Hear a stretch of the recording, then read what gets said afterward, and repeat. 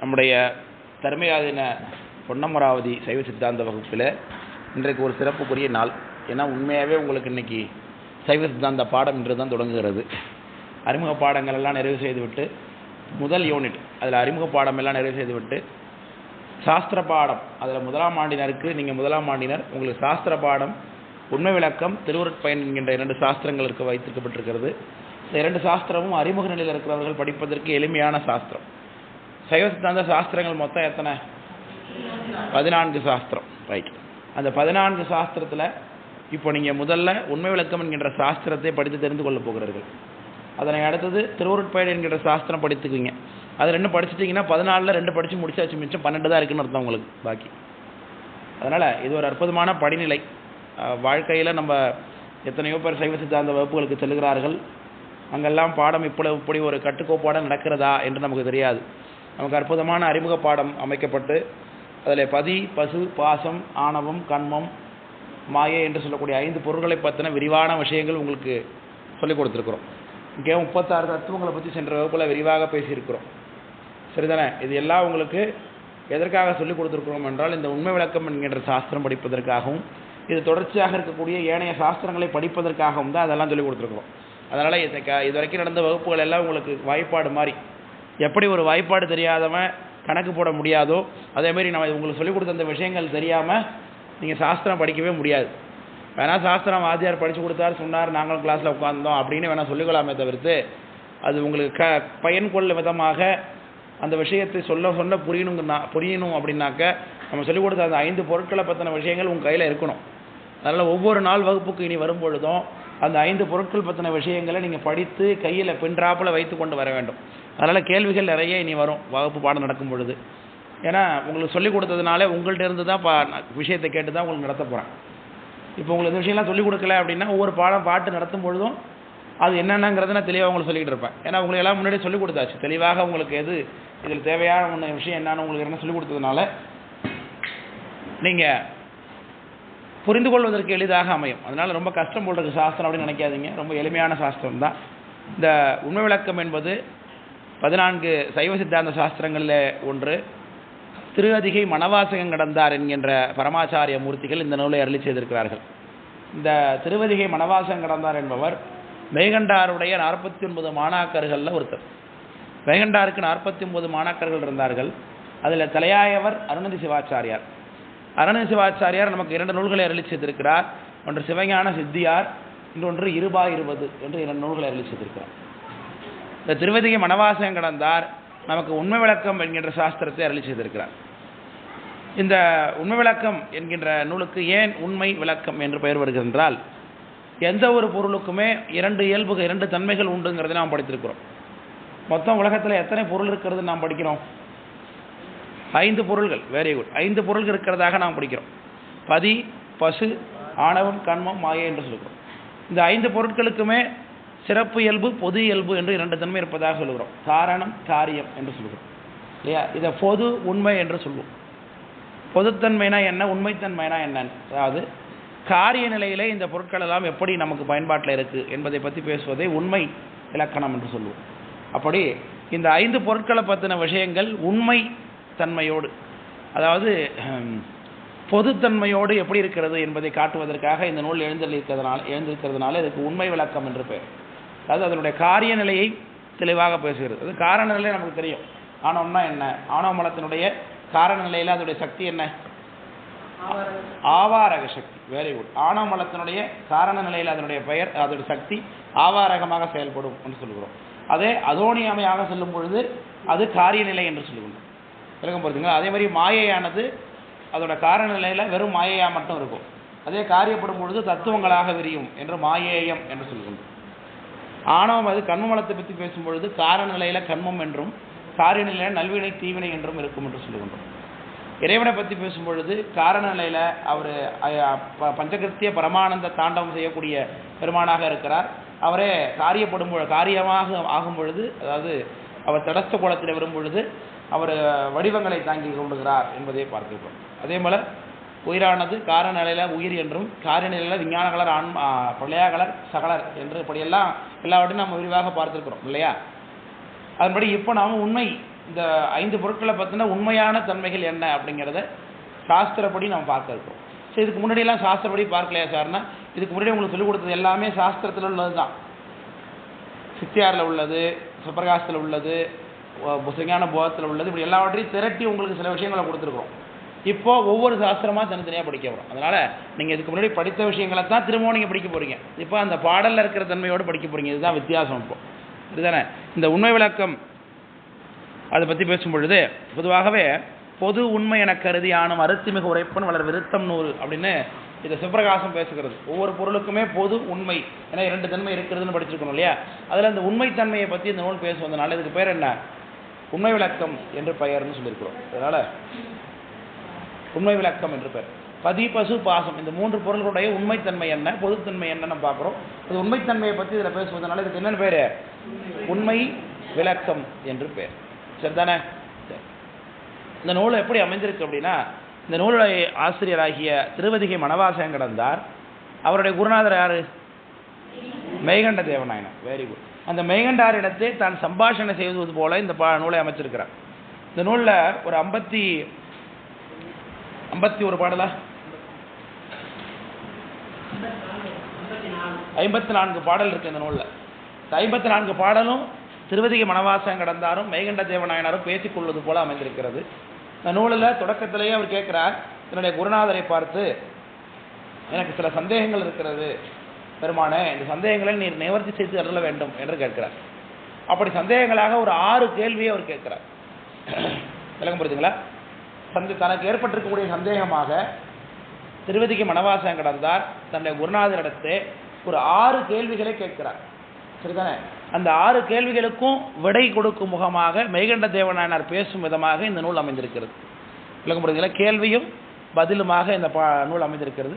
இந்த 6 கேள்விகள் என்ன அப்படின்னா, அதுதான் 5 பொருட்கள் நம்ம படிச்சிருக்கோம் இல்லையா, 5 பொருட்கள் அதை பற்றின விஷயங்கள் தான் இதில் கேட்க போகிறார். இந்த 6 கேள்விகளை அவர் சுத்த வினா என்று சொல்லுகிறார். 6 கேள்விகளையும் அவர் என்னன்னு கேட்கிறாரு, சுத்த வினா என்று சொல்லுகிறார். இதில் முதல் பாடல் விநாயகர் காப்புச்செயல், 2வது பாடல் கேள்வி, அந்த 6 கேள்விகளை கேட்கிறார். 3வது பாடலிருந்து 21வது பாடல் வரைக்கும், 3லேருந்து 21வது பாடல் வரைக்கும் தத்துவ இயல்புகள் பேசப்படுகிறது. 36 தத்துவங்களுடைய இயல்புகள் பேசப்படுகிறது. இதுலேருந்து 3லேருந்து 21 வரைக்கும் தத்துவ இயல்பு. அப்படின்னா அது எந்த மலத்தை பற்றின பேச்சு? தத்துவ இயல்பு பேசுனாங்கன்னா அது எந்த மலத்தினுடைய, மாயை மலத்தினுடைய பற்றின பேச்சு. Very good. அடுத்து 22வது பாட்டு ஆணவ மலத்தை பற்றின பேச்சு.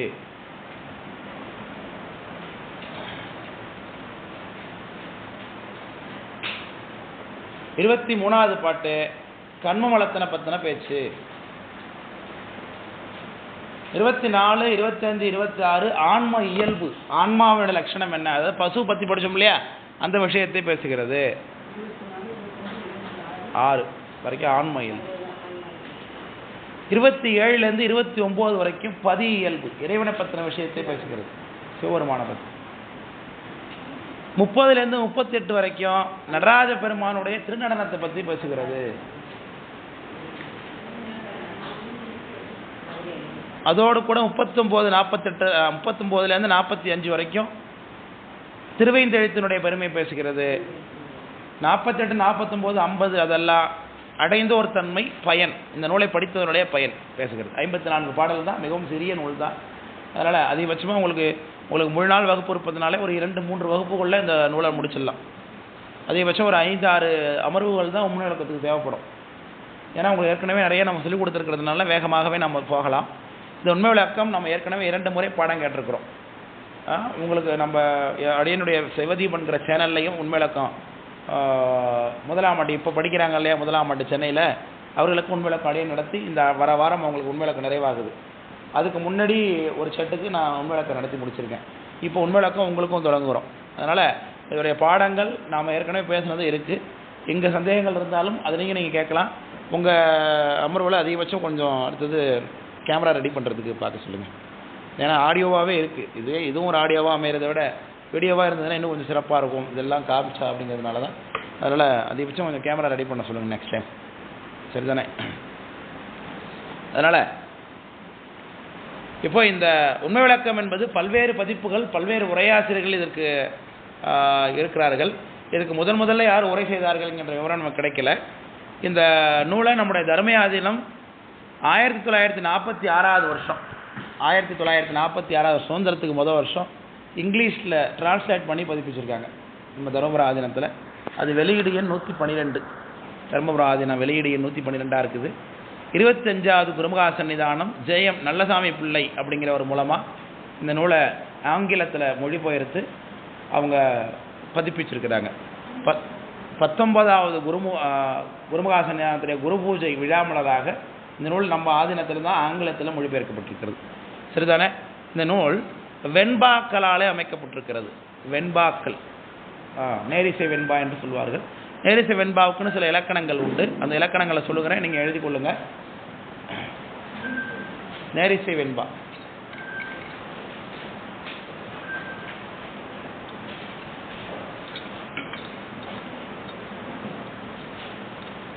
வெண்பா இலக்கணம்னு போட்டு எழுதிங்க. 4 அடிகள் பற்று வரணும். 4 அடிகள் பற்று வரணும்.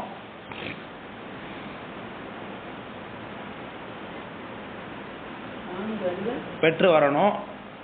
2வது அடியில் தனிச்சொல் பெற்று வரணும். 2வது அடியில் 4வது சீர் தனிச்சொல்லா அமையணும். 2வது அடியில் 4வது சீர் தனிச்சொல்லாக பெற்று வர வேண்டும். தனிச்சொல்.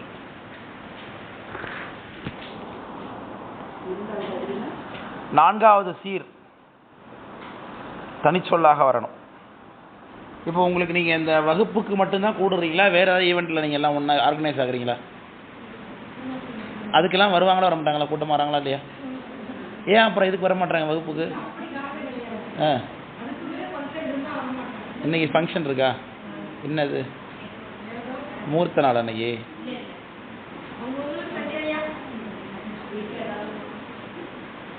இப்போ இந்த வகுப்புக்கு வராமல் அடுத்த வகுப்பு வந்து உட்காந்தானே எப்படி பாட முடியும் உங்களுக்கு? கண்டிப்பு இல்லை, உங்கள் ஆர்கனைசேஷன் உங்கள் அமைப்பில் கண்டிப்பு இல்லைன்னு அர்த்தம் தான். கேட்கறது இல்லை. அடுத்த திருவாசம் முற்றுவதற்கு நீங்கள் வர வேணான்னு சொல்லிவிடுங்க ஒரு தடவை. அப்போ தான் உங்களுக்கு தெரியும். நம்ம கூட்டம் அன்றைக்கி வந்தால் போதும் நினச்சிட்டு அமைதியாக இருந்துருக்கீங்களா?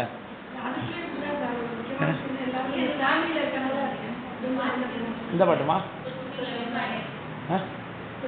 வெண்பா சொல்கிறேன் லட்சணம் சொல்கிறேன். அதனால் அடுத்த முறை கொஞ்சம் வர சொல்லுங்கள். நம்ம இவ்வளோ தூரம் வரோம், மாதத்துக்கு ஒரு வகுப்பு தான் வைக்கிறோம். அதுக்குமே கொஞ்சம் கூட இன்ட்ரெஸ்ட் இல்லைன்னா அப்புறம் எப்படி நம்ம பாடம் நடத்துறதுக்கு ஆசையாக இருக்கும் நமக்கு வர்றதுக்கு? சொல்லுங்க பார்ப்போம். அப்புறம் எனக்கே சரிப்போ அதான் வரமாட்டாங்க, ஒரு வகுப்பு ஒரு மாதம் வராமல் வந்துடுவோம் போன்னு சொல்லி நமக்கு தோண ஆரம்பிச்சிடும் எனக்கு. இப்போ அடுத்த மாதமே உங்களுக்கு வகுப்பு வைக்கலாமா வேணாம்னு யோசிச்சுட்டு இருக்கேன். ஏன்னு கேளுங்க இப்போ. ஏன்னா அடுத்த மாதம் வந்து குரு பூஜை மடத்தில் வருது, இதே லாஸ்ட் எண்டில். இப்போ நாங்கள் சென்னை மற்ற இப்போ உங்களுக்கெல்லாம் இது வரைக்கும் நான் இப்போ சென்னை இந்த பொன்னமதுரை வகுப்பும் சரி திருவையாறு வகுப்புக்கும் சரி நான் லீவே இது வரைக்கும் விட்டது கிடையாது. மாதத்துக்கு ஒரு வகுப்பு தாங்கிறதுலாம் நடத்தாமல் இருந்து கிடையாது. ஆனால் சென்னை வகுப்புலாம் எவ்வளோ வகுப்புகள் கட் ஆகுது அவங்களுக்குலாம். அவங்க வகுப்புக்கு எங்களுக்கு வச்சா போதும், நீங்கள் வந்தால் போதும் அப்படின்னு நம்ம அவங்கெல்லாம் நினைக்கிறாங்க. நாங்கள் உங்களுக்காக நாங்கள் வரணுங்கிறதுக்காக நான் அவங்களுடைய வகுப்புகளெல்லாம் கேன்சல் பண்ணிட்டு வரோம். ஆனால் இங்கே வந்தாக்க எங்கள் வகுப்பே கேன்சல் பண்ணிட்டு நீங்கள் பாதி பேர் வரமாட்டீங்க. அப்புறம் எப்படி நமக்கு வரதுக்கு இன்ட்ரெஸ்ட் இருக்கும் சொல்லுங்க பார்ப்போம் கிளாஸுக்கு? அது யாரை கவனிக்கிற இடத்துல போய் நம்ம போய் அதை நடத்தலாம் அப்படின்னு நமக்கு தோணும். அப்புறம் யூஸ் பண்ணுறவங்களுக்கு நம்ம அதை கொடுத்துடலாம் அந்த டைமை. யூஸ் பண்ணாதவங்களுக்கு அலட்சியம் பண்ணுறவங்களுக்கு என்னத்துக்கு நம்ம வரணும்? அதை எதுக்காக நம்ம போய் உட்காந்து மெனக்கிட்டு அங்கேருந்து நான் ட்ராவல் பண்ணி வந்து உட்காந்துக்கிட்டு பாருங்கள் அங்கே பாதி பொக்க இந்த பாதி பொக்க இங்கே பாதி பொக்க எதுக்கு அப்புறம் பாடம் நடத்து அவ்வளோ தூரம் ட்ராவல் பண்ணி வரணும்? ஸோ உண்மையில நடத்திருக்கோம், அதை கேட்டு போட்டு விடுங்க அப்படின்னு சொல்லிட்டு போயிட்டுருக்கலாம். உடனே நானும் கேட்க போகிறது கிடையாது, என்ன யாரும் கேட்க மாட்டாங்க மடத்துலலாம். சரி போலியா சரி ரைட் போவேன் அப்படின்னு பிரச்சனைன்னு சொல்லிவிடுவாங்க. 2 மாதம் ஒருத்தர் கூட நான் வந்து நடத்தலாம் பாடம், என் டைம் இல்லைன்னு. அதனால் என்றைக்குமே கையில் கிடைத்ததுன்னா அதை அனுபவிக்க தெரிந்து கொள்ள வேண்டும். உங்களுக்கு என்ன வாரமாக வகுப்பு நடக்குது, எனக்கு எதாவது நிகழ்ச்சி இருக்குது கல்யாணத்துக்கு போகிறேன் காது குத்திக்கு போகிறேன்னா வாஸ்துக்கு ஒரு தடவை நடக்குது, அதுக்கும் வர்றது இல்லைன்னா அப்புறம் என்ன அர்த்தம் சொல்கிறதுன்னு தெரியல எனக்கு. அப்போ நாங்கள் இதை கேன்சல் பண்ணோன்னா ரெகுலராக ரிப்ளேஸ் பண்ணுறவங்க இருக்காங்க, அவங்களுக்கு அந்த டைமை கொடுத்தோன்னா அவங்களுக்கும் பயன்பாடு. எனக்கு இன்னும் நிறைய எனக்கு கூட இன்னும் பொருளாதார ரீதியாக எனக்கு சப்போர்ட்டு. அங்கே போனால் எனக்கு நிறைய காசு இன்னும். ஸோ எனக்கு எல்லா விதத்துலையும் எனக்கு லாபம். அப்படி இருக்கும்போது நான் அதை விட்டு அங்கே வந்து உட்காந்துக்கிட்டு ஒரு அங்கே வந்து இரவு முழுக்க நான் பயணிக்கிறேன். இப்போ புதுக்கோட்டை பஸ் ஸ்டாண்டில் வந்து 3 மணி நேரம் நான் பஸ்ஸாக உட்காந்துருங்க வர்றதுக்கு. சொல்லுங்கள் பார்ப்போம், எதுக்கு இப்படி வந்து உட்காந்துருக்கணும்னா? இங்கே 10 பேராவது கவனிப்பாங்க, அதை பயன்படுத்துவாங்கிற எண்ணத்தினால தானே நம்ம வருகிறோம். அவ்வளோ தூரம் நம்ம பயன்படுத்தி வருகிறோம். இதை நான் அடையும் போது 1 மணி நான் வரும்பொழுது தூங்கி எழுந்திரிச்சு கிளச்சி காலைல முடிச்சுட்டு அவங்களுக்கும் சிரமத்தை கொடுத்து கிளம்பி வந்து திரும்பி நான் போகிறதுக்கு எவ்வளோ தூரம் போகணும். இப்போ அதையே நினைத்து பார்க்க மாட்டாங்க. இப்போ யாருக்கு தான் வேலை இல்லை, யாருக்கு தான் நிகழ்ச்சி இல்லை. எனக்கு 1008 ப்ரோக்ராம்ஸ் இருக்குது. எங்கள் ஊர்லேயும் தான் திருவிழா நடக்குது. நாளைக்கு முக்கியமான திருவிழா எங்கள் ஊர்லேயும் தான். அதனால் அடுத்த முறை ரெகுலராக வர சொல்லுங்கள். திட்டுறாருன்னு சொல்லுங்கள், இல்லைன்னா சுத்தமாக வராதிங்கன்னு சொல்லிவிடுங்க. 10 பேர் வந்தாங்கன்னா 10 பேர் போதும்னு சொல்லிவிடுங்க. அவ்வளோதான் ஸ்ட்ரென்த்து அப்படின்னு நாங்கள் சொன்னோம்னா 10 பேர் சந்தோஷமாக இருக்கும். இவங்க தான் வருவாங்க, அவங்கள பாடம் நடத்தணும், சந்தோஷமாக இருக்கும் நமக்கு. என்ன சொல்கிறது நம்ம. அதனால் இந்த வெண்பா இலக்கணம், இந்த வெண்பா லட்சணம் என்னன்னாக்க 4 அடி பெற்று வருகிறது. 4 அடியில் நமக்கு 2வது அடியில் 4வது சீரில் தனிச்சொல் பெற்று வரணும். 4 அடி பெற்று வரணும். அது 4 வரி இருக்கணும். அதாவது வெண்பானா 4 வரி இருக்கணும். 2வது வரியில் 4வது சொல், 4வது சீர்னா சொல்லுன்னு அர்த்தம், தனிச்சொல்லா இருக்கணும். தனிச்சொல்லா இருக்கணும். தனிச்சொல்லா இருக்கணும்.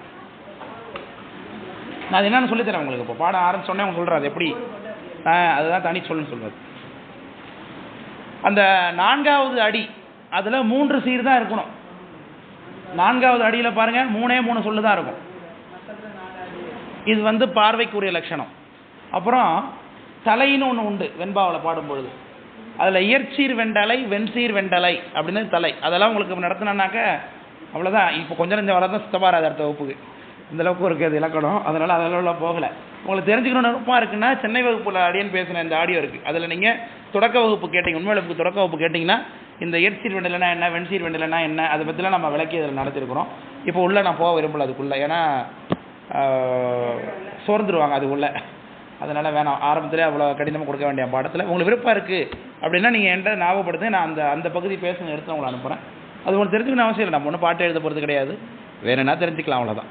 அதனால் இயற்சீர் வெண்டலை, வெண்சீர் வெண்டலை அப்படிங்கிறத தலைகளை பெற்று வரணும். இதுதான் உங்களுக்கு இந்த வெண்பாவுடைய லட்சணம். இதுதான் இந்த நூலை பற்றி நீங்கள் தெரிந்து கொள்ள வேண்டிய அறிமுக செய்திகள்.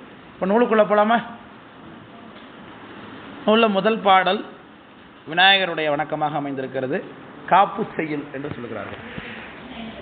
காப்பு செய்யுள் என்பது எதற்காக அப்படின்னாக்க, இந்த நூலை பாடியிருக்கிறார்களே மணவாசம் கிடந்தார், திருதகி மணவாசம் கிடந்தார், இம்மாதிரியான அருளாளர்கள் எல்லாம் பெருமானுடைய அருளை பெற்று ஜீவன் முக்தர்களாக திகழ்ந்தவர்கள்.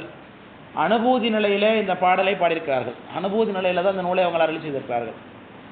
அவர்கள் ஒரு நூலை பாட ஆரம்பித்தாங்கன்னா அவங்களுக்கு எந்த ஒரு விக்னமும் வரப்போகிறதே கிடையாது. ஏன்னா பெருமானுடைய தன்மையாக இருந்து கொண்டு தான் ஞானசம்பந்தர் சொல்கிறது மாதிரி எனதுரை தனதுரை என்று அவர் பாடுகிறார் ஞானசம்பந்தர். அதுபோல் இவர்கள் எல்லாருமே பெருமானுடைய நிலையில் இருந்து கொண்டு தான் பாடுகிறார்கள். இதில் சாக்கிரத்தில் அதீதத்தை செய்வார்கள்னு சொல்லுவார் சேங்கான சுவாமிகள். இவர்கள் எல்லாம் அப்போ இவர்களுக்கு என்ன தடை வரப்போகிறது? ஒரு நூலை ஆரம்பிக்கிறாங்க அப்படின்னா இதில் என்ன தடை வரப்போகிறது? அவங்க எதுக்கு விநாயகரை துதிக்க வேண்டும்? விநாயகர் எதுக்கு நம்ம வழிபாடு பண்ணுகிறோம்? விக்னங்கள் வராமல் இருப்பதற்காக இல்லையா? பல பல காமத்தராகி பதைத்தெழுவார் மனத்துள்ளே களமளக்கிட்டு திரியும் கணபதி எனும் களிறு வளமேந்து 2 சுடரும் வான்கையிலாய மலையும் நலமார்க்கெடில புனலும் உடையார் ஒருவர் தமரனா அஞ்சுவது யாதொன்றுமில்லை அஞ்ச வருவதுமில்லை அப்படின்னு அப்பர் சாமி பாடுறாங்க. பல பல காமத்தராகினர், மனதிற்குள்ளே பல்வேறு விதமான ஆசைகளை வைத்திருக்கக்கூடியவர்கள். அந்த ஆசைகளினால ஏற்படக்கூடிய துன்பம். ஆசை எதனால ஒரு உயிருக்கு உண்டாகிறது? வேற ஒரு உயிருக்கு ஆசை எதனால உண்டாகிறது? ஆசை என்பது எதனுடைய அடிப்படை? அது பின்னாடி பேக்ரவுண்ட்ல யார் நிற்கிறா? ஆசைக்கு பின்னாடி மலம். Very good. ஆணவ மலம் நிற்கிது. ஆணவ மலத்தினுடைய ஒரு காரியப்படுதுன்னா ஆசையும் கூட இல்லையா? அப்போ ஆணவ மலத்தினால தான் உயிருக்கு என்ன உண்டாகிறதே? இப்போ ஆசை என்பதே உண்டாகிறது. முதல்ல நம்ம விரும்புகிறோன்னா விரும்பினதெல்லாம் நடக்குமா? நடக்காது. அப்போ அதில் தடைகள் உண்டு. அதனால் நம்மளுடைய காரியங்களில் தடை ஏற்படுவதற்கு காரணமே யார் தான்? போ ஆணவ மலம் இல்லையா? நம்முடைய ஆணவ மலம் தான் காரணம். அப்போ ஆணவ மலத்தினால், நம்முடைய ஆணவ மலத்தினாலே நமக்கு காரியங்களில் தடை ஏற்படக்கூடாது என்பதற்காக நாம் வழிபட வேண்டிய கடவுள் விநாயகப் பெருமான். விநாயகப் பெருமான் அவர் தான் விக்ன ராஜா என்று சொல்கிறார். தடையை அவர் நீக்குவதில் வல்லவர் அவர். விளக்கம் புரியுதுங்களா? ஸோ திரிபுர சம்ஹாரம் நடக்கும் பொழுது சிவபெருமான் ஏறி வருவதற்கு ஒரு தேரை தேவர்கள் எல்லாம் சேர்ந்து உண்டு பண்ணுகிறார்கள். தேவர்களெல்லாம் தேரை உண்டு பண்ணி கொண்டு பெருமான் இடத்தை சென்று விடும் பொழுது இந்த பெருமான் ஏறி ஒரு அடியை தூக்கி வச்சார், அந்த தேருடைய படலில் தூக்கி வச்சார் கால் வைக்கிறதுக்கு. உடனே தேர் அச்சு முடிஞ்சிருச்சு. தச்சு விடுத்தலும் தாம் அடியிட்டலும் அச்சு முறிந்ததென்று உந்தி வரன்னு பாடுகிறார் மணிவாச பெருமான். ஏன் அப்படி உண்டானதுன்னா, இந்த தேவர்களுடைய காரியமாக விநாயகர் சிவபெருமான் புறப்படுகிறார். இந்த தேவர்கள் எல்லாம் சேர்ந்து தான் தேர் உண்டு பண்ணி தருகிறார்கள். ஆனால் தேவர்கள் எல்லாம் விநாயகப் பெருமானை வழிபாடு செய்யாததுனால அந்த தேவர்களுடைய ஆணவ மலத்தினுடைய மேலிட்டு காரணமாக அந்த தேரை ஓடாமல் செய்கிறார் என்று பார்க்கிறோம். அப்போது தேவர்கள் எல்லாம் விநாயகப் பெருமானை வழிபாடு செய்திருந்தாங்கன்னா விநாயகப் பெருமான் அவர்களுடைய ஆணவ மலத்தினாலே தடை ஏற்பட்டால் கூட அதை தடுத்து வச்சிருப்பார் அவருடைய வல்லமையினால். அதனால தான் இப்போ சுவாமிக்கு நம்ம விசேஷம் பண்ணுறோம், உற்சவங்கள்லாம் நடக்குது பெரிய கோயில்களில். உடனே திக்பந்தனம் என்று பண்ணுகிறார்கள் சுற்றி. அப்புறம் சுவாமி பெரிய கோயிலில் பார்த்தீங்கன்னாக்க சூளம், அந்த அஸ்திர தேவர்னு ஒருத்தர் வச்சுருப்பாங்க பார்த்துருக்கீங்களா? பெரிய சிவன் கோயிலெல்லாம் பார்த்தீங்கன்னா அஸ்திர தேவர்னு ஒரு சூளத்தை தோளில் சாத்திட்டு குருக்கள் போவார். அது போய் ஒரு இடத்துல வச்சு அதுக்கு பலியெல்லாம் போட்டு, அதான் எல்லா கோயிலும் பெரிய கோயில்களும் நடக்கும். பார்த்துருக்கீங்களா? நீங்களாம் பார்த்து இல்லையா? பெரிய சிவாலயங்கள்லாம் பார்த்தல. இங்கே உங்கள் பகுதியில் அந்த மாதிரி இல்லைங்கிறதுனால தெரியல. அந்த மாதிரி எதுக்கு பண்ணுறாங்கன்னா, சுவாமி புறப்பாடு சிதம்பரம் போனீங்கன்னா பார்க்கலாம். சிதம்பரம் திருவிழாவுக்கு போனீங்கன்னா நடராஜ 10 நாள் புறப்பாடு ஆகும்போது சாமி புறப்பாடு ஆகிறதுக்கு முன்னாடி காலையிலையும் மாலையிலையும் சூழதேவரை அஸ்திரதேவரை தூக்கிட்டு 4 மாட வீதிக்கும் போய் பலி போட்டு வருவாங்க. இதற்காகன்னா 4 திக்கு 8 திக்குகள்லையும் இருக்கக்கூடிய துர்தேவதைகள், பிரேத பிசாசுகள் இவற்றுகளால் எந்த தொந்தரவும் வரக்கூடாது உற்சவத்துக்குன்னு. ஸோ சாமியோட உற்சவத்தை அவை தரப்படுத்துமா? சாமியோட அவை வல்லமையுடையவையா? அப்படி இருக்கும்போது ஏன் அவற்றை சாந்திப்படுத்தணும்? போ சாமி வரார் அப்படிங்கிறதுக்காக அவற்றை சாந்திப்படுத்த வேண்டிய அவசியம் என்ன? சாமியோட உற்சவத்தை அது தடை பண்ணுற அளவுக்கு வல்லமையுடையதா? அப்போ ஏன்னா சாமி எந்த உற்சவத்தையும் தனக்காக நடத்தி கொள்ளவில்லை, தான் செய்யவில்லை. சாமிக்கு உற்சவம் பண்ணுகிறோம் என்கின்ற காரியம் யாருடையது? நம்மளுடையது. அப்போ நம்மளுடைய ஆணவமலை மேலிட்டினாலே தவறு வரலாம் இல்லையா? தடை வரலாம் இல்லையா? அதனால் நமக்கு ஒரு குற்றம் நம்ம செஞ்சுருப்போம். அந்த குற்றத்தை ஒரு காரணமாக வைத்து கொண்டு அந்த துர்தேவதைகள் நம்ம இடையூறு பண்ணலாம் இல்லையா? ஸோ அதனாலே அவற்றை சாந்திப்படுத்தி விக்ன பெருமானை சொல்லி நாம் என்ன பண்ணுகிறோம்? தடையை நிறுத்தி கொள்கிறோம். அதனால் இந்த உண்மை விளக்கம் என்கின்ற சாஸ்திரத்தை படிக்க தொடங்குகிறார்கள் இல்லையா? நாம் படிக்க இன்றைக்கி ஆரம்பிக்கிறோம்.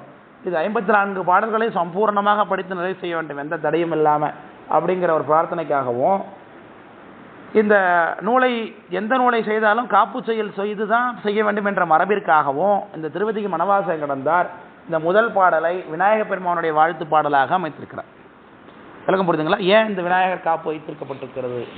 சிவஞான போதத்திலேயே கல்லால் மலை வில்லார் அருளிய நல்லார் பொல்லார் இணைமலர் நல்லார் புனைவரே என்று அங்கேயே விநாயகப் பெருமானுடைய காப்பு செயல் சொல்லப்பட்டிருக்கு. மெகண்ட தேவநாயனருக்கு எந்த விதத்தில் தடை வரப்போகிறது என்றாலும் படிப்பவர்களுக்கு தடை இருக்கலாம் இல்லையா? இப்போ நம்ம ஆரம்பிச்சிருக்கிறோம், எத்தனை வகுப்பு உண்மையிலக்கம் நடக்கும்னு தெரியாது. இன்றைக்கி வந்து அத்தனை பேர் உண்மையிலக்கத்துக்கு பாதி பேர் வரவே இல்லையாப்பா, அங்கேயே ஏற்பட்டுருப்பாருங்க. அப்போ உண்மையிலக்கம் படி இவ்வளோ காலம் இத்தனை வருஷம் எத்தனை மாதம் எத்தனாவது வகுப்பு இது நமக்கு? 6 மாதமாக அப்போ நான் வந்துட்டு இருக்கேன் இங்கே. அப்போ 6 மாதமாக வந்திருக்கவங்க இன்றைக்கி வர முடியாமல் போகுதுன்னா அது காரணம் என்னப்பா? அந்த தடை.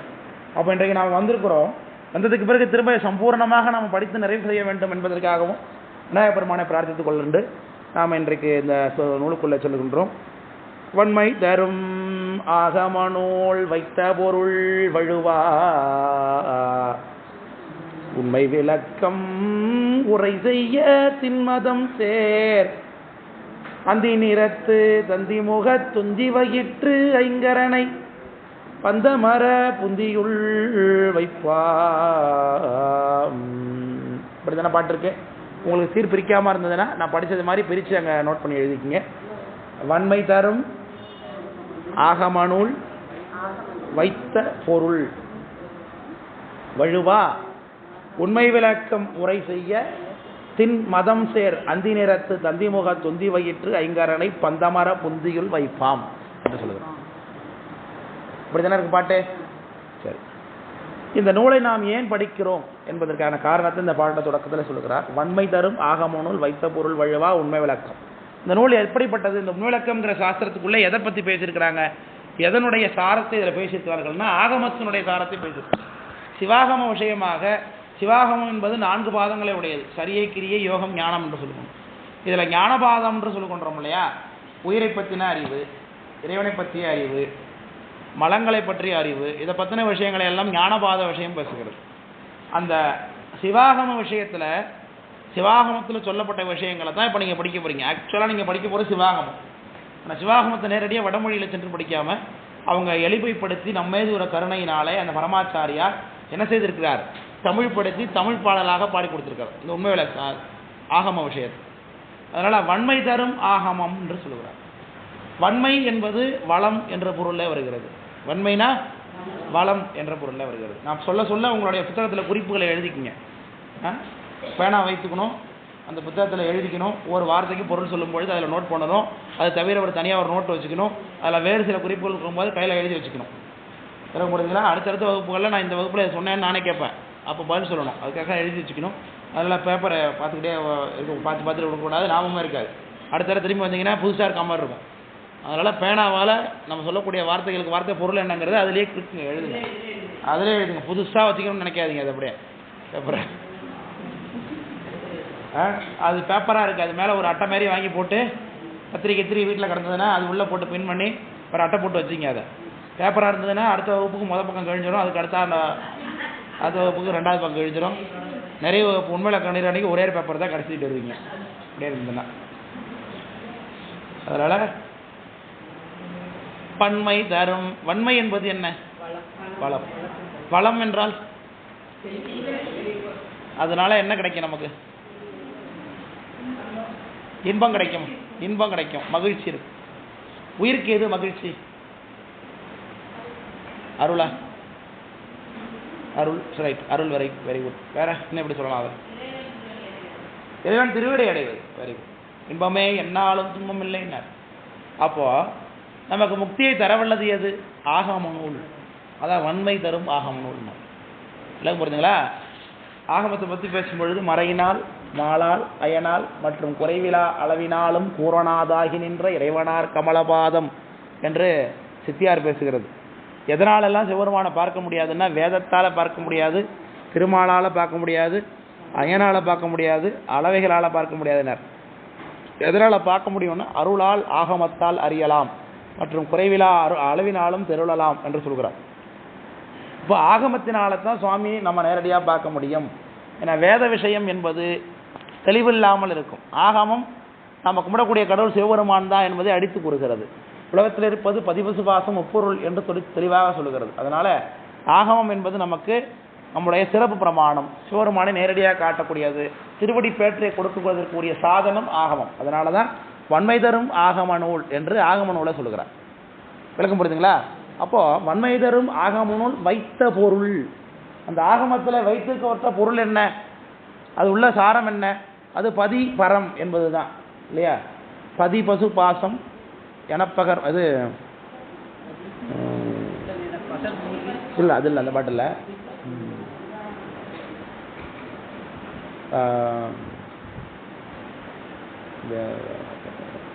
வேத நூல் சைவ நூல் என்ற இரண்டே நூல்கள் வேறு அது இருக்காது.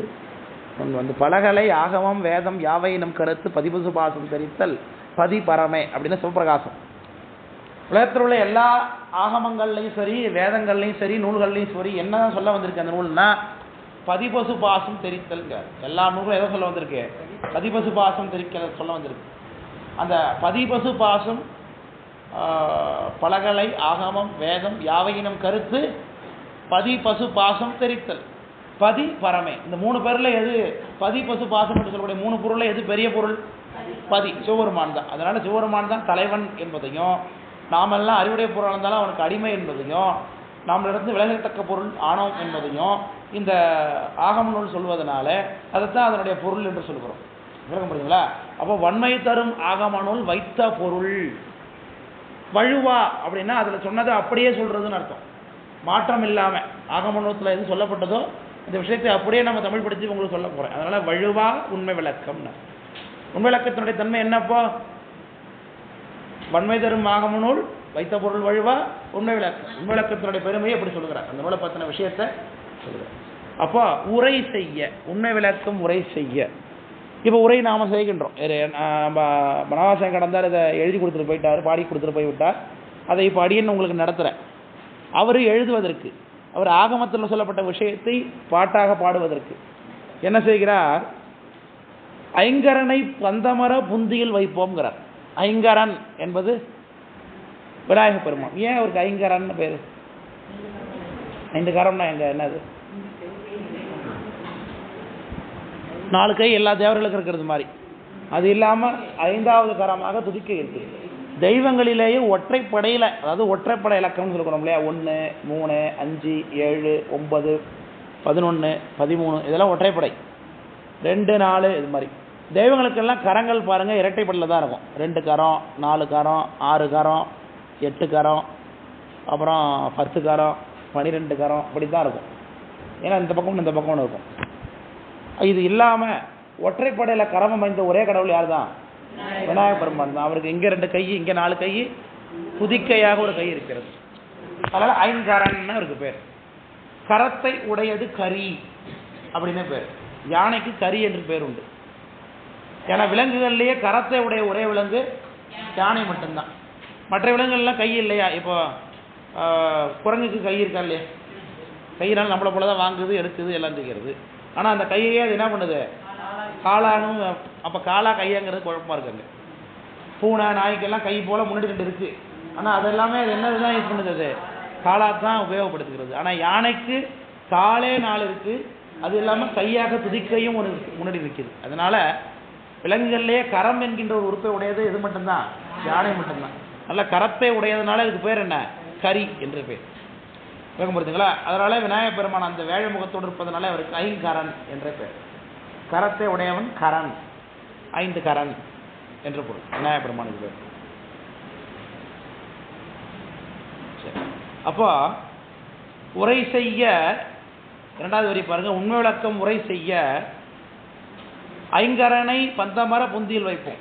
பந்தம் அரண நம்முடைய பாசம் அறுவதற்காக, நம்முடைய ஆணவ மலம் அறுவதற்காக, நம்முடைய மாயாமலம் மேலிடாமல் இருப்பதற்காக, நம்முடைய கண்ம மலம் மேலிடாமல் இருப்பதற்காக நாம் விநாயகப் பெருமானை புந்தியில் வைக்கணும். புந்தினா என்ன? புத்தின்னு அர்த்தம். புத்தியை தான் புத்தினா நம்ம நாலேஜில் வச்சுக்கணும். எப்போ சிந்தித்து கொள்ளே இருக்க வேண்டும் சொல்கிறார். இது புந்தின்னு வந்திருக்கு இல்லையா, அது ஒரு மெலித்தல் விகாரம்னு பேர். இத் என்பது இந்தாக மாறியது இலக்கணம். அதுக்கு புத்திங்கிறது என்னவாயிருக்குப்பா? புந்தின்னு இருக்கு. அது இத்து என்பது இந்தாக மாறியது. இது ஒரு மெலித்தல் விகாரம்னு இலக்கணத்தில் பேர். ஆமாம், ஐங்கரனை புந்தி தான், அது பாட்டு புந்தி தான். ஆனால் புத்திங்கிற பொருளில் வந்திருக்கு. ஏன் புந்தின்னு எழுதினார்னா அது மெலித்தல் விகாரம்னு அதுக்கு பேர். மெலிந்து வந்திருக்கு, பாட்டில் அப்படி எழுதியிருக்காரு. அதுக்கு விளக்கம் அனுமதிக்கிற மாதிரி எழுதிருக்கிறதுனால ஐங்கரனை பந்தமர புந்திகள் வைப்போம்னு சொன்னார். இப்போ அந்த ஐங்கரனுக்கு தன்மைகள் என்ன, விநாயகப் பெருமானுடைய தன்மைகள் என்ன, அதை தான் இங்கே மிச்சம் உள்ள பாட்டில் சொல்கிறார். தின்மதம் சேர் அந்தி நிறத்து தந்திமுக தொந்தி வயிற்று ஐங்கரன்னு சொல்கிறார். இதெல்லாம் விநாயகப் பெருமானுடைய லட்சணங்கள். நம்ம விநாயகப் பெருமானை பார்க்கும்போது எப்படி இருக்கார்? பெரிய வயிறோடு இருக்கிறார். தின்மதம் என்று சொல்கிறார். மதம் அப்படின்னா என்ன? யானைகளுக்கு மதம் என்பது வரும். அதனுடைய மேட்டிங் பீரியடுன்னு சொல்லுவாங்க. யானை இனச்சேர்க்கை காலகட்டத்தில் ஆண் யானைகளுக்கு மதம் வரும். அந்த மதம் பிடித்த காலகட்டத்தில் யானையுடைய உடம்புல இருந்து 3 இடத்துலேருந்து மத நீர் வழியும். கண்ணமலம், கண்ணமதம், கபோல மதம், பீஜ மதம் என்று சொல்லுவார்கள். கண்ண மதம் கன்னத்தில் வழியிறது, யானையோட கண்ணப்பகுதியிலேருந்து வரக்கூடிய மத நீர். அது கபோல மதம். கபோலம்னா நெத்தி பகுதியிலேருந்து வழியக்கூடிய மதம். பீஜ மதம்னா விதை பகுதியிலேருந்து வரக்கூடிய மதம். இப்படி 3 வகை மதம் யானைக்கு உண்டு.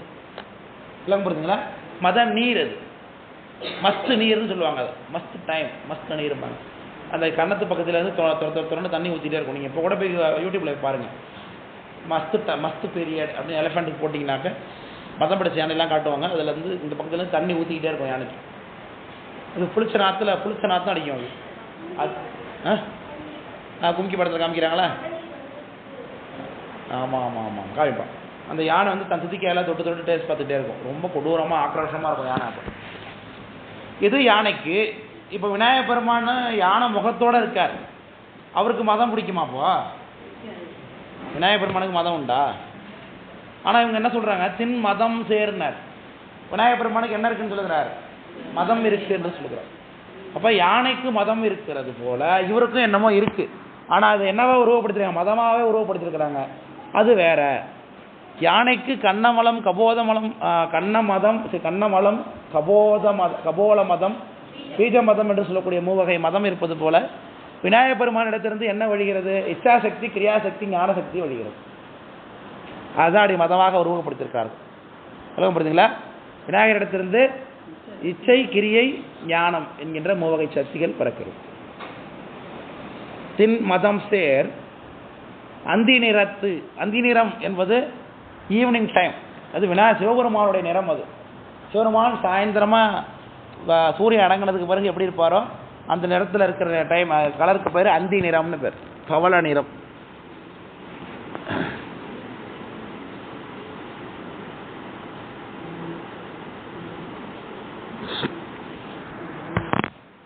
அந்த அந்தி நிறம் தன்னுடைய தந்தைக்கு இருக்கிற அதே நிறம் தானே விநாயகப் பெருமான் இருக்கும். விநாயகப் பெருமானும் சிவபெருமானும் வேற வேறையா?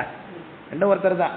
பஞ்சமூர்த்திகள் நம்ம பார்க்குறோம் இல்லையா சாமி பரப்பாடப்போ, பஞ்சமூர்த்திகளும் என்னது தான்? சிவபெருமானுடைய வடிவம் தான்.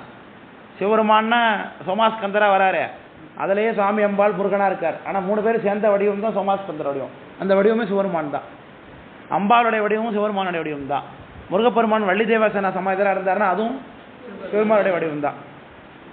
விநாயகப் பெருமான் வந்தாருன்னா அதுவும் சிவபெருமானுடைய வடிவம் தான். சண்டேஸ்வரர் வந்தாருன்னா அதுவும் சிவபெருமான. பஞ்சமூர்த்திகளும் என்னது தான்? சிவபெருமானுடைய வடிவமாக அதிகார வடிவங்களாக எடுத்துக்கொண்டு வருகிறார்கள். அதனால் தனியாக விநாயகர் கோயில் வச்சுருக்கிறாங்கன்னா தனியாக விநாயகர் புறப்பாடு பண்ண மாட்டாங்க, பண்ணக்கூடாது. அது மாதிரி உங்களுக்கு பக்கத்தில் விநாயகர் கோயில் பிள்ளையார்பட்டி இருக்கு இல்லையா? பிள்ளையார்பட்டியில் பஞ்சமூர்த்தி தானே புறப்பாடு வர்றாங்க.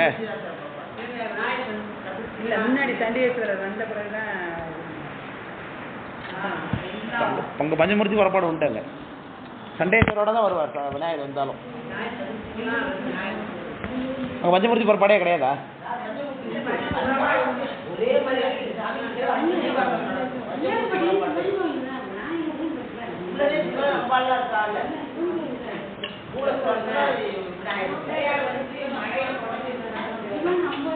அதே போல திருப்பரங்குன்றம் கோயிலும் முருகனுக்கு விசேஷம், அங்கேயும் பஞ்சமூர்த்தி தான் புறப்பாடு.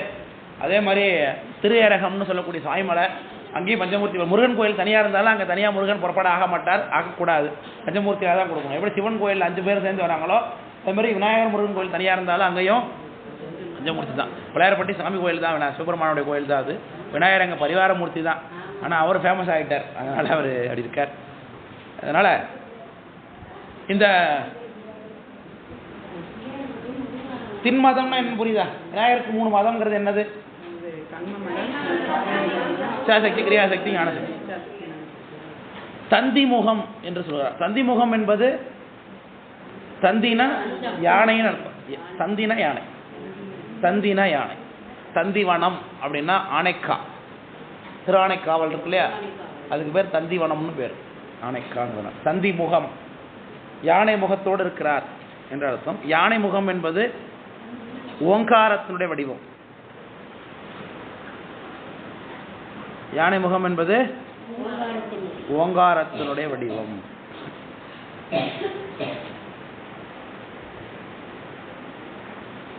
தொந்தி வயிறு, அவருடைய வயிறு பெருசா இருக்கு இல்லையா, பண்டி, பெரும் பண்டின்னு சித்தியார் சொல்லுவாங்க.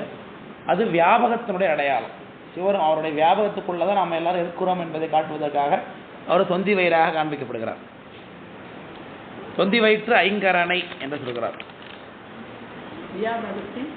அடையாளம் வியாபகம், அவர்தான் வியாபகம், எல்லாவற்றுக்கும் அடக்கம்ங்கிறது காமிச்சு.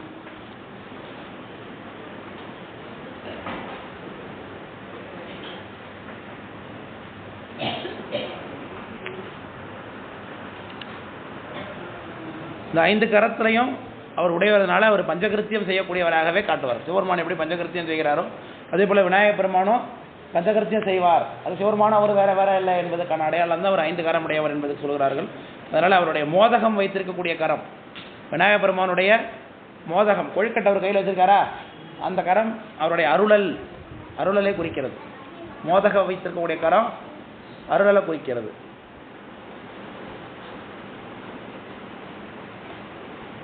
ஒரு கையில கயிறு மாதிரி ஒன்று வச்சிருக்காரா, வளைச்சி கயிறு வள ஒன்று இருக்கும், அது பேர் பாசம்னு பேர். பாசம்னா கயிறு. இந்த கயிறு மறைத்தலை காட்டுகிறது, மறைத்தல் தொழிலை காட்டுகிறது. ஒரு கையில அங்குசம் அதாவது கோடாலி மாரி ஒன்று வச்சிருப்பார் கையில. கொழுக்கட்டை வச்சிருக்கிற கரம் வந்து அருளல், பாசம் வைத்திருக்கூடிய கரம் மறைத்தல், அங்குசம் வைத்திருக்கூடிய கரம் அழித்தல். அது ஒடுக்குதல். ஒடுக்குதல். துதிக்கை. துதிக்கையில் ரத்ன கலசம் வச்சிருப்பார். அது காத்தல் தொழிலை குறிக்குது. ரத்தன கலசம் கொம்பு மாதிரி ஒன்று வச்சிருப்பார் பார்த்துருக்கீங்க. சில கோயிலில் கொழுக்கட்டையை வச்சிருப்பாரு, சில இடங்களில் கலசம் மாதிரி வச்சிருப்பார். அது காத்தல் தொழில். இந்த அபயகஸ்தத்தில் உடைஞ்ச தந்தத்தை கையில் வச்சிருப்பார். அந்த உடைந்த தந்தம் இருக்கக்கூடிய கை படைத்தல் தொழிலை காட்டுகிறது.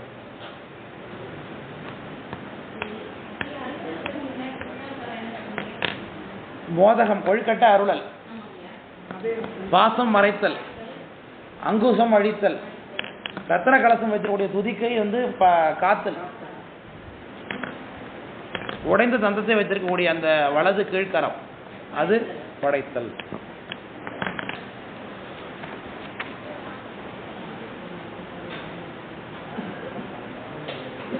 அப்படி அந்தி நீர தந்திமுக தொந்தி வயிற்று ஐங்கரனை பந்தமர புந்தியுள் வைப்பாம் என்று இந்த உண்மை விளக்கம் என்கிற நூலை நாம் படிப்பதற்காக விநாயகப் பெருமானை வழிபாடு செய்வோமாகுக என்று சொல்லி இந்த நூலை தொடங்குகின்றோம். விளங்குதா பாட்டு?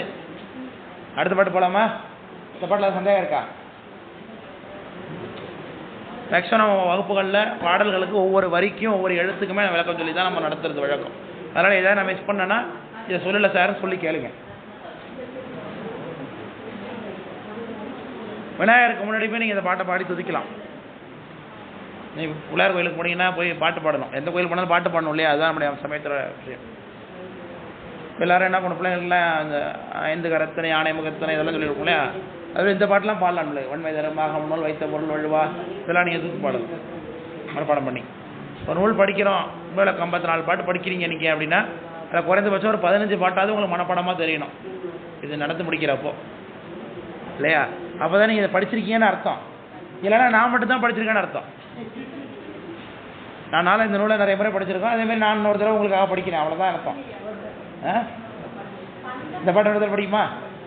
சொல்லுங்கம்மா, இதை கேட்டீங்களே. பந்தம் அப்படின்னா தான் பாசம், பந்த பாசம் அறுப்பதற்காக. வன்மை தரும் ஆகமனோள் வைத்த பொருள் வழுவா உண்மை விளக்கம் உரை செய்ய தின்மதம் சேர் அந்தி நிற தந்தி முக தொந்தி வயிற்று ஐங்கரனை பந்தமர புந்தியுள் வைப்பாம். ரொம்ப எளிமையான பாட்டு தானே, இன்னும் பெரிய கஷ்டமாக இருக்கு அந்த பாட்டு. எளிமையாக தான் இருக்கு. இப்போ நூலுக்குள்ளே போகிறோம். காப்பு நிறைவாகி நூலுக்குள்ளே போகிறோம். இதுதான் கேள்வி. தன்னுடைய குருநாதர் மெய்கண்ட தேவநாயனரை பார்த்து திருவதியை மனவாசம் கடந்தார். தன்னுடைய குருநாதராகிய மெய்கண்டாரை அழைத்து சில கேள்விகளை கேட்கிறார். எப்படி அழைக்கிறார் தன்னுடைய குருநாதர்? எப்படி? இப்போ நீங்கள் என்ன கூப்பிடுங்க சார் அப்படின்னு கூப்பிடுங்க இல்லையா? அதேமாதிரி அவருடைய குருநாதரை அவர் எப்படி கூப்பிட்றாரு? அவர் பொய் காட்டி பொய்யகற்றி போதானந்த பொருளாம் மை காட்டோம் மை கண்டாய் விண்ணப்போம் பொய் காட்டா மையா திருவெண்ணை வித்தகா சுத்தவினா ஐயா நீதான் கேட்டருள். என்ன சொல்லிருக்காரு? கூப்பிட்டுருக்காரு. சுத்தவினா இந்த வினாக்களை நீ கேள். அவ்வளோதான் அந்த பாட்டா அர்த்தம். கேட்க முடியுதுங்களா? தன்னுடைய குருநாதரை அறிமுகப்படுத்தும் போதே நமக்கு எப்படி அறிமுகப்படுத்துகிறார்? பொய் காட்டி பொய்யகற்றி போதானந்த பொருளாம் மை காட்டோம் மெய்கண்டாய் விண்ணப்பம். மெய்கண்டாய் என்று அழைக்கிறார். மெய்கண்ட தேவநாயனாரே என்று தன்னுடைய குருநாதரை அழைத்து விண்ணப்பம் என்று சொல்லுகிறார். அது என்ன விண்ணப்பம்னா, பெரியவங்களிடத்தை நம்ம பேசும் பொழுது நாம் அவங்களுக்கு ஒரு விஷயத்தை உணர்த்துற மாதிரி சொன்னாலும் கூட அது விண்ணப்பமாக தான் தெரிவிக்கணுங்கிறது மரபு. நம்ம திருமணத்தில் சன்னியானத்திட்ட இப்போ நான் பேசுகிறோன்னா கூட சன்னியானத்தில் இதை நாங்கள் விண்ணப்பிச்சுக்கிறோம் அப்படின்னு சொல்வது வழக்கம். சொல்கிறோம் அப்படின்னா கூட அது என்னது? விண்ணப்பித்துக் கொள்வது என்பது வழக்கம். பெரியவர்களிடத்தை பேசும்போது என்ன பண்ணணும்? மரியாதை குறைவு இல்லாமல் பேசக்கூடாது. அவங்க நம்மளுடைய பிரதாபங்களை அறிந்து கொள்ள முடியாத அவங்கள்ட்ட பேசக்கூடாது. அவங்கள்ட்ட சென்று விண்ணப்பித்துக் கொள்ளுகிறேன் அப்படின்னு பேச வேண்டும். அதனால் என்னம்மா தெரிவித்துக் கொள்கிறேன், விண்ணப்பித்துக் கொள்ளுகிறேன் அப்படின்னு. அப்படியே இந்த திருதிகை மனவாசம் கடந்த பெருமானார் தன்னுடைய குருநாதராகிய மெய்கண்டாரிடத்தை பார்த்து விண்ணப்பம் மெய்கண்டாய் விண்ணப்பம் முடிச்சது. மெய்கண்டார் என்று அவருக்கு பெயர் எப்படி வந்தது?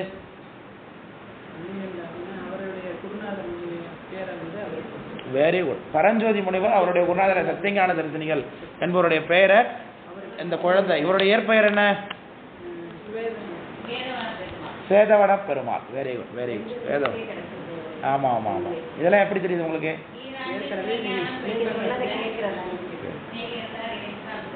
ஆமாம், வகுப்புகள்லேயே நம்ம எல்லாம் நடத்தி கொடுத்துருக்கோம். இது எல்லாமே உங்களுக்கு பண்டார சாத்திரம் என்கின்ற பகுதியில் சில தெளிவாக பேசிட்டோம். ஆமாம், அவர் தான் இந்த மெய்கண்டார். இந்த மெய்கண்டாரை பார்த்து மணவாசன் கலந்தார் கேட்குறார், மெய்கண்டார் விண்ணப்பம். இப்போ மெய்கண்டார் என்று கூட்பதற்கு முன்பாக அவருக்குன்னு சில அடைமொழிகளை சொல்லுகிறார். பொய் காட்டி பொய்யகற்றி. ஒரு பொய்யை காட்டினாரு, ஒரு பொய்யை அகற்றினார்னார். நம்ம கிட்ட இருக்கக்கூடிய ஒரு விஷயத்தை நீக்குவதற்காக அவர் என்ன பண்றாரு? அதே போல ஒரு விஷயத்தை சேர்க்கிறார் என்று சொல்லுகிறார். நம்ம கிட்ட இருக்கிறது ஆணவ மலம்.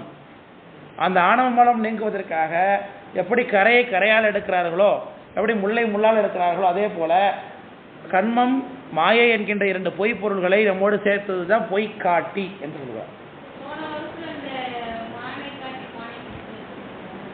அது குருநாதருக்கான அடையாளம். குருநாதர் நம்மளை எப்படி, அது வேற, அதுக்கான வேற உதாரணம். அது இங்கே முள்ளால் எடுக்கிறது மாதிரி, கரையால் எடுக்கிறது மாதிரி, அந்த மண்ணை மண்ணை போட்டு தேய்ச்சி கரையை எடுத்து துவைப்பாங்க ஒரு காலத்தில். இப்போ டிட்டர்ஜென்ட்னு ஒரு பொருளை நம்மளோட துணியில் தேய்ச்சி அதுலேருந்து கரையை சேர்த்து எடுத்து துவைச்சி எடுக்கிறோம் இல்லையா? அப்போது முள்ளை குத்தி தான் முள்ளை எடுப்போம்.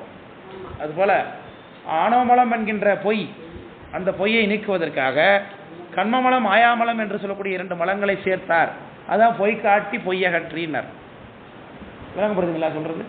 பொய் காட்டி பொய்யகற்றி போதானந்த பொருளாம் மெய்னர். இந்த போதானந்தம், போதம் என்றால் அறிவுன்னு அர்த்தம், ஆனந்தம்னா இன்பம்னு அர்த்தம். அறிவிலே கிடைக்கக்கூடிய இன்பம், அதான் சிவானுபவம், முத்தி நிலை, முத்தி இன்பம்னு பேர். அப்போ நம்மகிட்ட ஆணவமலம் நீங்கிறதுனா நமக்கு யார் தரிசனம் ஆவா? சிவபெருமான் தரிசனம் ஆவார் இல்லையா? அதுதான் போதானந்த பொருள் என்று சொல்வார். போத ஆனந்த பொருள். போதம்னா அறிவுன்னு சொன்ன, ஆனந்தம்னா இன்பம். வியாபக அறிவும் சிவ இன்பமும் கிடைக்கப்பட்ட உயிர், அதுதான் போதானந்தம்னு சொல்கிறார். போதானந்த பொருளாம் மெய், அது சிவபெருமான். அவ பொய்யை காட்டி நம்மள்ட்ட ஆல்ரெடி இருக்கக்கூடிய பொய்யை அகற்றி போதானந்த பொருளாம் மெய் காட்டும் அந்த சிவபெருமானை காட்ட வைக்கக்கூடியவர் குருநாதர். சிவபெருமான் நம்ம பார்க்கணும்னா அதுக்கு யார் உறுதுணை செய்யணும்? குருநாதர் உபதேசம் செஞ்சாலும் குருநாதர் உறுதுணை பண்ணாதான் சிவதரிசனம் நமக்கு கிடைக்கும். இல்லைன்னா நமக்கு சிவதரிசனம் எப்பொழுதும் கிடைக்காது. விளக்கம் புரியுதுங்களா? ஸோ குருநாதர் காமிக்கலைன்னா நமக்கு கிடைக்காது. அதனால பொய்காட்டி பொய்யகற்றி போதானந்த பொருளாம் மெய்காட்டும் மெய்கண்டாய் விண்ணப்பம் என்று மெய்காட்டும். அந்த மெய் என்பது சிவபெருமான். இந்த சிவபெருமானை காட்டக்கூடிய மெய்கண்ட தேவநாயனாரே பெருமானே திரும்பி பொய் காட்டா மெய்யா என்று கூப்பிடுறார் அவரை பார்த்து. இப்போ பொய் காட்டினது உண்மையா, பொய் காட்டாது உண்மையான்னு கேள்வி வருது பாருங்க. தொடக்கத்தில் பொய் காட்டின்னு தொடங்கினாரு, திரும்ப பொய் காட்டா மெய்யான்னார். இப்போ பொய் காட்டினது உண்மையா, பொய் காட்டாதது உண்மையா? இப்போ பொய் காட்டான்னு சொல்றாரு பாட்டில். பொய் காட்டின்னு தொடங்கிவிட்டு திரும்பி பொய் காட்டான்னு சொல்றாரு. ரெண்டுத்துல எது உண்மை? அப்போ பொய் காட்டினது தான் உண்மை. வேற இல்லை, நம்ம மெய் காட்டும் மெய்கண்டாய் காட்டிட்டார் சாமி. மெய்ன்னு சொல்லியாச்சுமா. அவர் தொடக்கத்தில் அவரை பற்றி அறிவுப்படுத்தும் பொய் காட்டின்னு சொன்னார். பொய் காட்டினார், அதுக்கு என்ன அர்த்தம் சொன்ன? நீங்குவதற்காக கர்மமாயே சேர்த்துன்னு சொன்ன. அப்போ பொய் காட்டினது உண்மை தானே?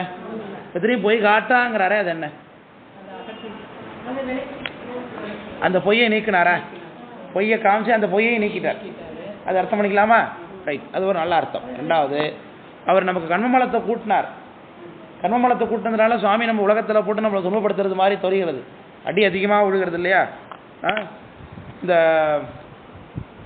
தரைநுறகு அருந்துரக்கம் தனுகரணமாதி எல்லாம் வருவதும் செய்து அனாதி மலங்கள் இம்மருந்தால் தீர்த்து பரகதி அதுவும் தந்து பாதபங்கையும் சுட்டும் அப்படின்னு சித்தியார் சொல்லுகிறது. எதற்காக இந்த உலகத்தை சாமி கொடுத்தார்? இந்த உலகத்தில் எதற்காக உயிரை அனுபவப்படுத்துகிறார்? எதற்காக நல்லதும் கெட்டதும் நோயும் துன்பம் இந்த மாதிரியான விஷயங்களை நம்ம அனுபவப்படுத்துகிறார்? இதனால உயிருக்கு அனுபவம் ஏற்படணும். அனுபவம் ஏற்பட்டதுன்னா ஆணவ மலத்திலிருந்து நீங்கும் என்பதற்காக தான். அதனால உள்ளபடியே நமக்கு என்ன நடக்குது? வைத்தியம் நடக்குது இல்லையா? இந்த டாக்டர் வந்து நமக்கு உங்களுக்கு ஒரு ஆப்ரேஷன் பண்ண வேண்டியது இருக்குது, ஆப்ரேஷன் பண்ணால் தான் நீங்கள் உயிர் பழைக்கலாம் அப்படின்னு, ஐயோ ஆப்ரேஷன்னா கத்தியால் நறுப்பீங்களே அதெல்லாம் எனக்கு சரி வராது அப்படின்னு சொல்ல முடியுமா?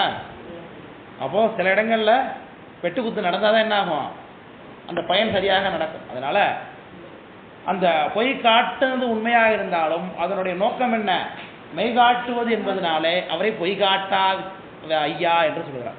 பொய்காட்டா மெய்யா என்று சொல்கிறார். மெய்யினுடைய வடிவம் நீ தான், சிவருமானுடைய வடிவம் நீ தான், என்னை குருநாதரை மெய்கண்டாரே நீ தான் அந்த சிவருமான். நீங்கள் பொய்யை காட்டினாலும் எனக்கு உள்ளபடி நீங்கள் என்ன பண்ணலை, பொய்யை காட்டவில்லை. அதான் பொய்காட்டா மெய்யா திருவெண்ணெய் வித்தகா என்று சொல்கிறார். திருவெண்ணெய் என்பது அவர் பிறந்த ஊர், திருவெண்ணெய் நல்லூர், அவர் அடைந்து போன ஊர். அதுதான், அதுக்கு தான் மேகண்ட தேவனாயனா இருக்குது, அதிஷ்டான மக தான் இருக்குது. அதனால் திரு வெண்ணெய் வித்தகா சுத்த வினா அப்படின்னாரு. வினாவில் என்ன சுத்த வினா,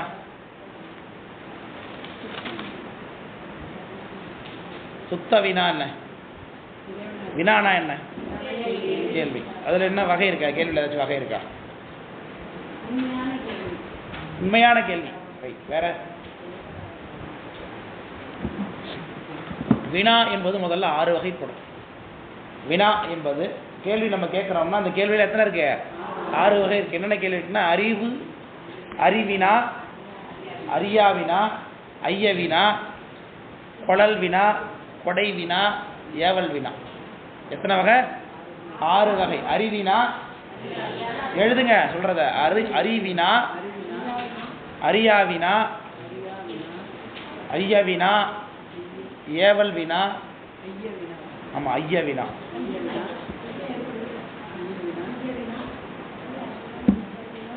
ஏவல் வினா, கொழல் வினா, கொடை வினா.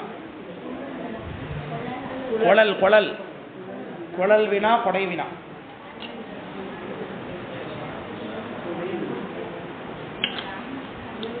இப்ப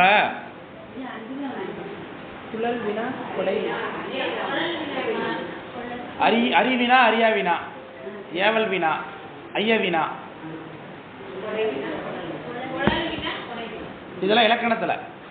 இது வினாக்கள் பார்த்தீங்கன்னா 5-6 வகை. இது இப்போ உங்கள்கிட்ட கேட்குறேன், நாத தத்துவத்துக்கு அடுத்த தத்துவம் என்ன அப்படின்னு உங்கள்கிட்ட கேட்குறேன்னா எனக்கு தெரியாதுன்னு அர்த்தமா? இப்போ உங்கள்கிட்ட கேட்குறேன், வாத்தியார் வந்து ஸ்டூடெண்ட்டு ஒரு கேள்வி கேட்குறாரு, அதனால் வாத்தியாருக்கு அந்த கேள்வி தெரியாதுன்னு அர்த்தம், பதில் தெரியாதுன்னு அர்த்தமா? அப்போ அவர் தெரிந்து கொண்டு தானே கேள்வி கேட்குறாரு, அதுக்கு பேர் அறிவினான்னு பேர். வாத்தியார் ஸ்டூடெண்ட்டை பார்த்து கேட்குற கேள்விக்கு அறிவினா. அதே மாணவர் வாத்தியாரை பார்த்து கேட்குற கேள்வி அறியாவினா. ஏன் தெரிந்து கொள்வதற்காக கேட்குறான். கேட்க முடியுதுங்களா? ஐயவினானா இதோ வர்றது அது ராம்குமாரா இல்லை வேற யாரா அப்படின்னு அவர் அச்சத்தோட சந்தேகத்தோட கேட்குறான் இல்லையா, அது ஐயவினா. அது பாம்பா கயிறா, அது பசுவா எருமையா இது கேள்வி கேட்குறான் பாருங்க அச்சத்தோட, அது ஐயவினா. ஏவல் வினானா ஏன் அதை செய்ய முடியாது அவனால அப்படின்னு கேட்குறாங்கல்ல, அப்படின்னு என்ன அர்த்தம்? ஏன் அதை செய்ய முடியாத அவனால அப்படின்னு கேட்டால் அதுக்கு என்ன அர்த்தம்? அதை போய் செய்யின்னு அர்த்தம் அதானே. ஏன் அவனால் சாப்பிட்டு வர முடியாதா அப்படின்னு கேட்குறாங்க, அப்படின்னு என்ன அர்த்தம்? சாப்பிட்டுட்டு வான்னு அர்த்தம். அப்போ ஏவுதல் அந்த கேள்வி மூலம் நடக்குது. ஒரு விஷயத்தை நீ செஞ்சு முடி என்பது அந்த கேள்வி மூலமாக விஷயம் முடிஞ்சிருதா? ஏன் அவனால் டைமுக்கு வர முடியாதா அப்படின்னு என்ன அர்த்தம்? டைமுக்கு வந்துடணும்னு அர்த்தம். அது ஏவல் வினா. கொழல் வினா அப்படின்னா இதை நான் எடுத்துக்கிட்டுமா அப்படின்னு கேட்குறாங்கல்ல, இந்த தண்ணி எடுத்துக்கிட்டுமா அப்படின்னு கேட்டாங்கன்னா என்ன அர்த்தம்?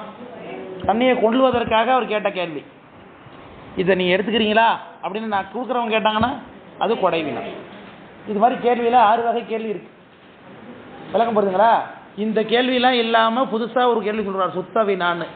இந்த நூலில் சுத்த வினா ஐயா நீ தான் கேட்டருள்னார். அது என்ன சுத்த வினானா?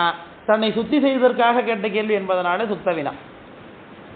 ஆணவ மலத்தில் இருக்கக்கூடிய தன்னுடைய உயிரை சுத்தி செய்வதற்காக அவர் கேட்ட இந்த குருநாதரை பார்த்து கேட்ட கேள்விங்கிறதுனால இந்த வேலைக்கு என்னது சுத்த வினா என்று பேர்.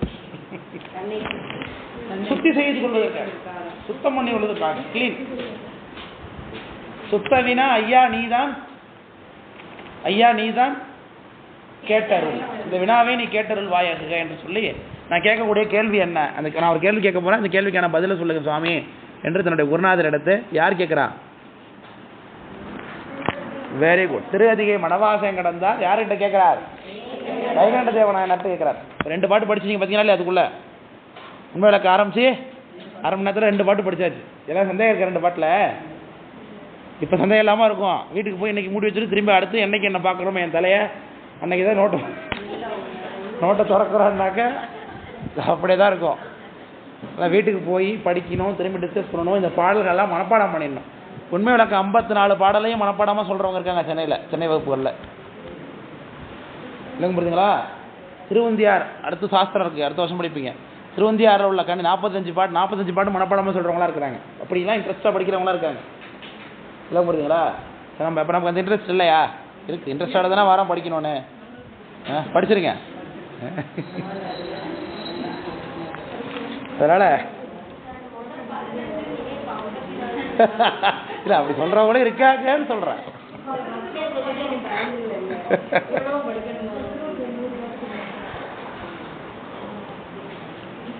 மூணாவது பாட்டு போவோமா? கேள்விகள் என்னென்ன? 6 கேள்வி கேட்க வர. சுத்த வினாக்கள் என்னென்னு கேட்குறார். 6 தத்துவம் ஏது, ஆணவம் ஏது, அன்றேதான் மாறாவினை ஏது, மற்றவற்றின் வேறாக நான் ஏது, நீ ஏது, நாதன் நடம் அஞ்செழுத்து தானேது, தேசிகனே காற்று என்ன சொல்லுகிறார்? புரியுதுங்களா? என்ன கேட்ட மாதிரி கேள்வி மட்டும் தான் இந்த பாட்டில். இந்த பாட்டு முழுக்க என்ன இருக்கு? கேள்விதான் இருக்கு. பதில் தான் இன்னும் சொல்ல போறாரு அடுத்தடுத்து. சரிதானே? 6 எத்தனைங்க? 36ங்கிற கணக்கு இதில் படிச்சிருக்கீங்களா நீங்க? கேள்வி கேட்டுறேன். இந்த கேள்விக்கு பதில் உங்களுக்கு தெரியும். இப்போ தெரியுமா தெரியாதா? ஏன் தான் படிச்சாச்சு. உங்களுக்கு தெரிஞ்ச விஷயத்தை வச்சுதான் இன்னைக்கு பாட்டுலாம் வரப்போகுது உங்களுக்கு. 6 தத்துவம் ஏது, அதுலேயே தத்துவம்னு இருக்கு பாருங்க. கேள்வியிலேயே உங்களுக்கு என்ன 6ங்கிறது என்னங்கிறதே சொல்லிட்டாரு. 36 தத்துவம். இப்போ என்ன விஷயம் தெரியுமா? வாய்ப்பாடு தெரியலனா கூட இந்த பாட்டு படிக்க முடியாது. இப்போ நீங்கள் 6 36 தெரியல எப்படி தெரியும் இப்போ? இல்லையா?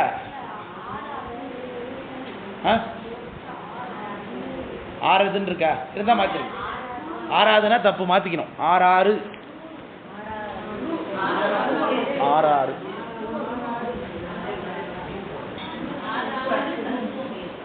இந்த புத்தகம் பார்த்தீங்கன்னா அங்கே பாருங்கம்மா சென்ட்ரல். இந்த புத்தகம் மெய்கண்ட சாஸ்திரங்கள் 14 இருக்கு. 14 சாஸ்திரம் இருக்கு. 200 ரூபாய் தான் இந்த புத்தகம். இந்த நூல் வந்து பவானி சிவனடியார் திருக்கூட்டம், பவானி திருக்கூட்டத்தில் வெளியிட்டிருக்கிறாங்க. இந்த ஃபோன் நம்பர் இதில் இருக்குது, நான் எடுத்து உங்களுக்கு தரேன். இது எல்லாருக்குமே வாங்கி கொடுத்துருங்க, வகுப்புக்காரவங்களுக்கு. அதனால் பொன்னமராஜ் வரவங்க எல்லாருக்கும் இல்லை, வகுப்புக்காரவங்களுக்கு கேட்டு அடுத்த வகுப்பு இருக்கும்போது முடிஞ்சுன்னா வாங்கி வச்சுக்கிட்டிங்கனாக்கா இந்த பிரச்சனைலாம் உங்களுக்கு இருக்காது. இது ஓரளவுக்கு நல்ல புத்தகம் தான். இது நல்லா இருக்குது, எல்லா சந்திரமும் இருக்குது. எங்கேயும் ரெஃபர் பண்ணணும்னா டக்குன்னு எடுத்து இதில் பார்த்து மற்ற நூல்களையும் நம்ம பார்க்கலாம். அதனால் சென்னையில் உள்ள ஒருத்தரே எங்களுக்கு எல்லாருக்கும் வாங்கி கொடுத்தாரு. நான் அவர்கிட்டையும் பேசுகிறேன். நீங்கள் இந்த நம்பரை இது ஆல்ரெடி உங்கள்கிட்ட கொடுத்து ஃபோட்டோ எடுத்து சொன்னேன் இல்லையா? கொடுத்து வரேன்னு சொன்னேன். இது ஃபோட்டோ எடுத்துங்க. ஃபோட்டோ எடுத்துட்டு மத்தியானமே கூப்பிட்டு கேளுங்க. இந்த மாதிரி நாங்கள் பொன்னமராவதி வகுப்பு தர்மியாதன வகுப்புலேருந்து பேசுகிறோம். சிவதீபன் ஐயா உங்கள்ட்ட இந்த நம்பர் கொடுத்து பேச சொன்னார்.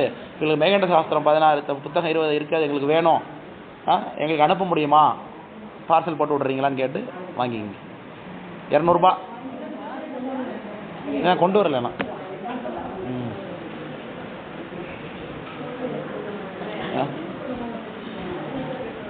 எடுத்துட்டீங்களா?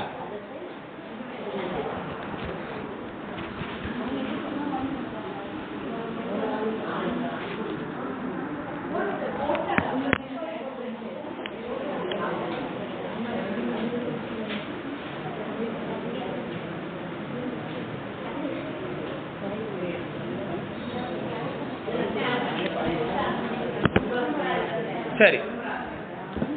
6 தத்துவம் ஏது, ஆணவம் ஏது, அன்றேதான் மாறா வினை ஏதுன்னார். வினைனா என்ன? கண்மம். கண்மலத்தை பத்தி கேட்டிருக்கார். ஆணவமலத்தை பத்தி கேட்டிருக்காரா? கேட்டிருக்காரு பாருங்க பாட்டை. 6 தத்துவம் ஏது, ஆணவம் ஏது, அன்றேதான் மாறா வினை ஏதுன்னு கேட்டிருக்கார். மற்றவற்றின் வேறாக 4 ஏது. இப்படி கேட்கப்பட்டதாகிய 3 பொருட்கள்ல இருந்து நான் வேற அறிய முடியாததாகிய நான் ஏது, மலத்திலே சம்பந்தப்பட்டிருக்கக்கூடிய நான் யார் அப்படின்னு தன்னை பத்தி கேட்கும்பொழுது எதை பத்தி கேட்கிறாரு? உயிரை பத்தி கேட்கிறார். எல்லாம் புரியுதுங்களா? நான் ஏதுன்னு தன்னை பத்தி கேட்கறது யாருங்க? அந்த மனவாசம் கடந்தார் கேட்கிறார். தன் குருநாதருக்கு முன்னாடி அவர் என்னது தன் குருநாதரா? இப்போ நமக்கு மனவாசம் கடந்தாலும் பெரிய ஆள். அதே அவர் மெய்கண்டாருக்கு முன்னாடி நிற்கும் பொழுது தன்னை எப்படி சிஷ்யனாதானே சொல்லுவார். அதனால நான் ஏதுன்னு கேள்வி கேட்கிறார். வேறாக நான் ஏது நீ ஏதுன்னு கேட்கிறார். இந்த இடத்துல நீ என்று கேட்கப்படுவது யார்? இறைவன். Very good, very good. எப்படி என கேட்கறது சிவபுரம் மெய்கண்டார்கிட்ட. அவர் நீ ஏதுன்னு கேட்டார். எப்படி சிவன் சொல்லுறீங்க? குருவும் சிவமும் ஒன்று தானே. குருவே சிவம் என கூறினன் நந்தி என்று சொல்லுகிறார். அதனால என்னுடைய குருநாதரையே நீ ஏது என்று கேட்கிறார். விளக்கம் புரியுதுங்களா? அதனால நான் ஏது நீ ஏது, நாதன் நடம் அஞ்செழுத்து தான் ஏது. பெருமான் நீ நடனம் ஆடுகின்றாயே, பஞ்சகிருத்திய பிரமானந்த தாண்டவம் ஆடுகின்றாயே, அதனுடைய பொருள் என்ன? திருவைந்தெழுத்தினுடைய பொருள் என்ன? தேசிகனே சாற்று. தேசிகன குருநாதன், குருநாதனே சொல்வாயாகுக என்று குருநாதரத்தை அவர் கேள்வி கேட்டார். இப்படியாக 6 கேள்விகள் கேட்கப்பட்டிருக்கு. அதில் 6 தத்துவம் ஒரு கேள்வி, ஆணவம் ஒரு கேள்வி, வினை ஒரு கேள்வி, நான் ஒரு கேள்வி, நீ ஒரு கேள்வி, நாதனிடம் மஞ்செழுத்து ஒரு கேள்வி. இப்படி 6 கேள்விகள் கேட்கப்பட்டதா? இந்த 6 கேள்விகளுக்கான பதில்கள் தான் இனி வரக்கூடிய பாடல்கள். அதனால இந்த பாடல்களை பார்ப்பதற்கு முன்பாக ஒரு இடைவேளைக்கு போயிட்டு வந்துருங்க. ஏன்னா தேநீர் இருக்கா, என்ன இருக்கு? ஏதோ ஜூஸ் நீங்க